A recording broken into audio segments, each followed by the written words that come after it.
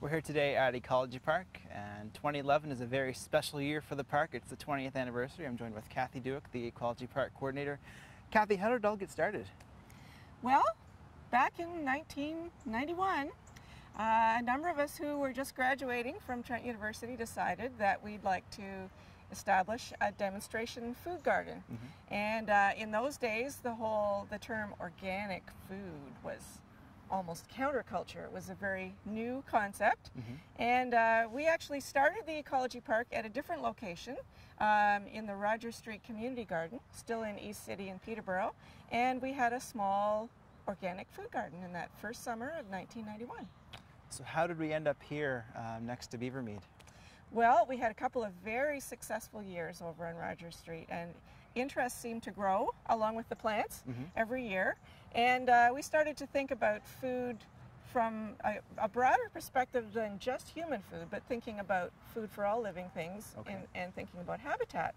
And when we decided we needed a little more space, the City Parks Department approached us and asked us if we would like to move into this lovely 5-acre piece of Beavermead Park. And so we did that. We moved the original Ecology Garden here in 1993, and we've been here in Beavermead ever since. So how have things changed since the beginning?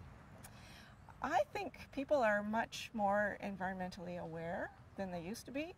And when we first started, the idea of composting was very new to most people. And the city's waste department asked us if we would set up a compost demonstration area, which we did. And so in the last 20 years, we've been promoting backyard composting, both as a way to divert waste from landfill, but also to create a really valuable soil amendment. And so now the concept of composting pretty much sells itself. Exactly. Many people are using backyard composters and regularly use compost in their garden. So that's one thing that's changed. And the whole idea of gardening without chemicals was also fairly new to many people in 1991. And now you may be aware that the Ontario provincial government has changed the laws and making it not possible to buy anymore some of the toxic chemicals that people used to use in their lawns, and we're realizing that you can still have a beautiful space without having to rely on poisons. Exactly. Certainly lots of changes over 20 years. Let's briefly talk about the future. Where do you see things going? Well, even 20 years later, we still see a great interest in what we're doing.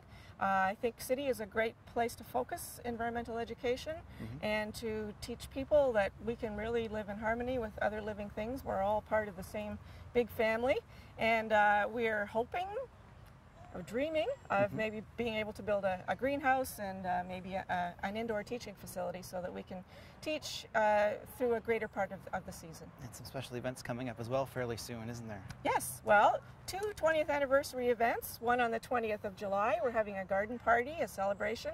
And thanks to the community for all their support. And the 20th of August, all day Saturday, will be our family day. All right. And we can find out more information on the Green Up website. All right. Kathy, I must say, 20 years, you haven't aged a bit.